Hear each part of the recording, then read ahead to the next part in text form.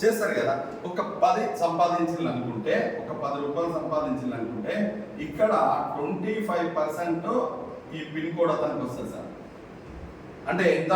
ఒక ₹2.50 ఇంటూ 2000 మంది అంటే 5000 రూపీస్ పర్ డే. నెలకు 1,50,000 రూపాయలు సంపాదించవచ్చు సార్. ఇది 5 లక్షల సివి.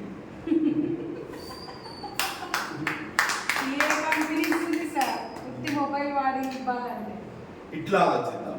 ఇక్కడ వరకు కంపెనీ విజన్ ఆ రకంగా పెట్టారు. నేనేమన్నా పర్సనల్గా ఒక 500 మందే చేసినాను. మనమే ఇల్లు తిరిగి మన పర్సనల్గా చేసుకున్నాను. ఎవరు చేసినా మీ కిందికి వస్తుంది. నేను మీ పిన్ కోడ్లో వచ్చి చేసినా మీ కిందికి వస్తుంది. అన్న వచ్చి మీ పిన్ కోడ్లో చేసినా వస్తుంది. ఇంకోళ్ళు వేరే ఊళ్ళో వచ్చి చేసినా వస్తుంది. కంపెనీ చేసినా వస్తుంది. లేదు మనమే చేసుకున్నాం. ఒక 500 మందిని కష్టపడి చేసినామండి అనుకున్నాం. ఒక 500. ఈ 500లో మనం అనుకున్నట్టుగా 50 రూపాయలు సంపాదించింది అనుకున్నాం. ఓకేనా సార్? 25% అంటే ₹12.50 అంటే దాదాపు 6,750 పర్ డే సార్. నెలకు 1,80,000. ఎంత సింపుల్గానే వేసుకోండి. ఎంత మీరు 100 మందిని వేసుకోండి. 100 మందిని వేసుకో. Possibility income. ఇది పాసిబిలిటీ ఉందా లేదా ఒకసారి మీరు మీకు ఒక్కసారి ఇట్లా టెస్ట్ చేసుకోండి. ఎందుకు ఇది ఎందుకు పెట్టారంటే 1000 రూపాయల ప్రొడక్ట్లు దమ్మండి. ఇది సంపాదించే వాళ్ళకు దమ్ము. చాలా మంది అనుకుంటారు అబ్బా మళ్ళా ప్రొడక్ట్లు అమ్మలేదురా బాబు. కాదు సార్, నీ దమ్ము. నువ్వు ఒక 20 మందిని ఇట్లా గురించి వాళ్ళ ఒక ఆలోచనని క్రియేట్ చేసినావు అనుకో. వాళ్ళు 20 మందిని తీసుకొస్తే 400 మంది సార్. వాళ్ళు 20 మందిని తీసుకొస్తే 8,000 మంది. నువ్వు పిన్ కోడ్ తీసుకుంటే నీకు డబ్బులు ఏంది సార్? ఇది మామూలుగా నేను బిజినెస్ చేసుకుంటా, దాంట్లో 1000 రూపాయలు పెట్టింది ఇలా కొనుక్కుంటా అనేటోళ్ళకి కాదు. ఇది పిన్ కోడ్ తీసుకునే మైండ్ సెట్ ఉన్న వాళ్ళకి ఈ ఆలోచించినప్పుడు సార్. ఇప్పుడు మేము ఏం చేయాలి సార్? పిన్ కోడ్ తీసుకుంటాం అంతే ఉండాలి. మీరు ఏం చేయలేదు. కాకపోతే మీకు ఒక 1,00,000 వస్తూ ఉంటే అక్కడ మీ పక్కన అరే ఇది మంచిగా ఉంది యాపిల్ వేసుకో అని చెప్తామని వచ్చినాక కూడా మరి నేను అది పెంచుకుంటా పోతూనే ఉంటాను సార్. మన ఇన్కమ్ 5 lakhs వచ్చే వరకు పెంచుతూనే ఉంటాం. డబ్బుల నుంచి వద్దనమే. సో ఇది సార్ ఇక్కడ ఉన్నటువంటి దమ్ము, ఇక్కడ ఉన్నటువంటి ఇంకొకటి.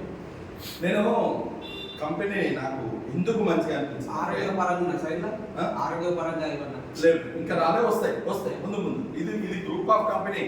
దీంట్లో చాలా ఉంటాయి, అన్నీ వస్తాయి. మీకు ఏది కావాలంటే అది వస్తుంది కొత్త టైం.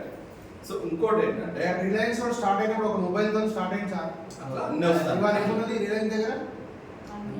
అట్లనే ఇంకొక విషయం కంపెనీ స్టార్ట్ అయినప్పుడు ఒకరి దాంట్లోనే స్టార్ట్ అయింది. కష్టపడే వాడికి కూడా ఏంటిది ఇక్కడ అనే దానికోసం ఇక్కడ 25,000 కనుక లేదండి. రూరల్ పాయింట్ ఉంది. ఈ రూరల్ పాయింట్లో మినిమం 5,000 మంది అయితే తప్పకుండా ఉంటారు. 5,000 మంది అయితే ఉంటారా సార్. మీరు కనుక ఈ యొక్క ప్రొడక్ట్లని 20 మందికి మీరు సేల్ చేస్తే ఇక్కడ పిన్ పాయింట్ మీకు ఇస్తారు సార్.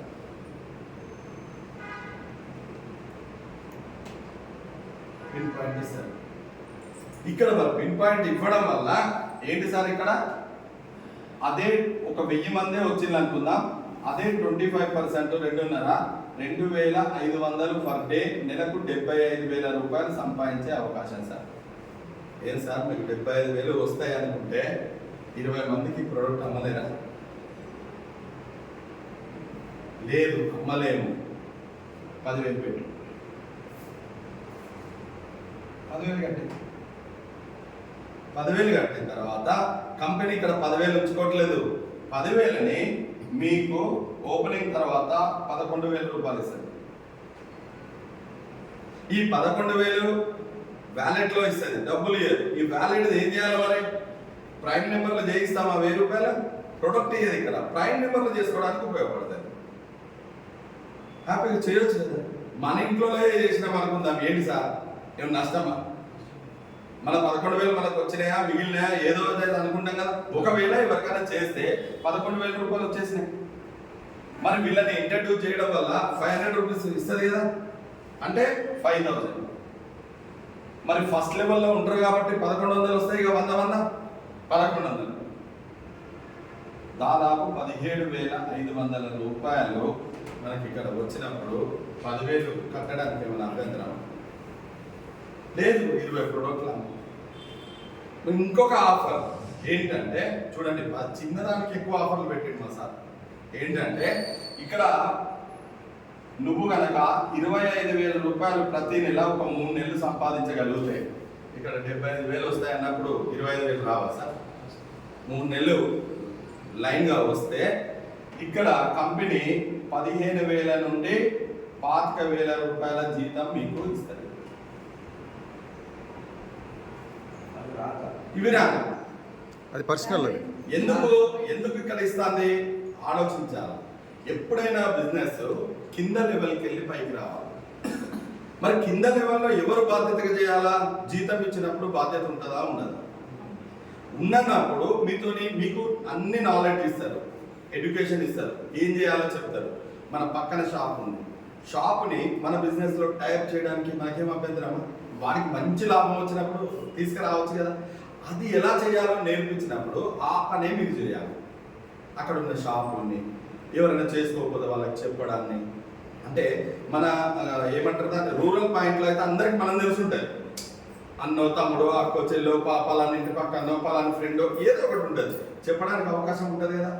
ఆ పని కోసము ఇక్కడ శాలరీ ఇస్తాను. అంటే అక్కడ ఏదైనా ప్రాబ్లమ్స్ ఉంటాయి కదా, డెలివరీ ప్రాబ్లమ్స్ కానీ ఏదైనా సర్వీసెస్ కానీ, చూసుకోవాలి. అవన్నీ తన బాధ్యత. అంటే కంపెనీకి బ్రాండ్ చెడ్డ పేరు రాకుండా ఎక్కడేం ప్రాబ్లమ్స్ ఉన్నా వాళ్ళు చూసుకోవడానికి అది డిస్ట్రిక్ట్ హెడ్ మ్యానేజింగ్ చేస్తుంటారు. ఇదండి. ఇప్పుడు చెప్పండి మేడం గారు, ఇప్పుడు చెప్పండి మీకు ఏం డౌట్ ఉన్నా చెప్పండి. ఇన్ని పైసలు అడ్మిన్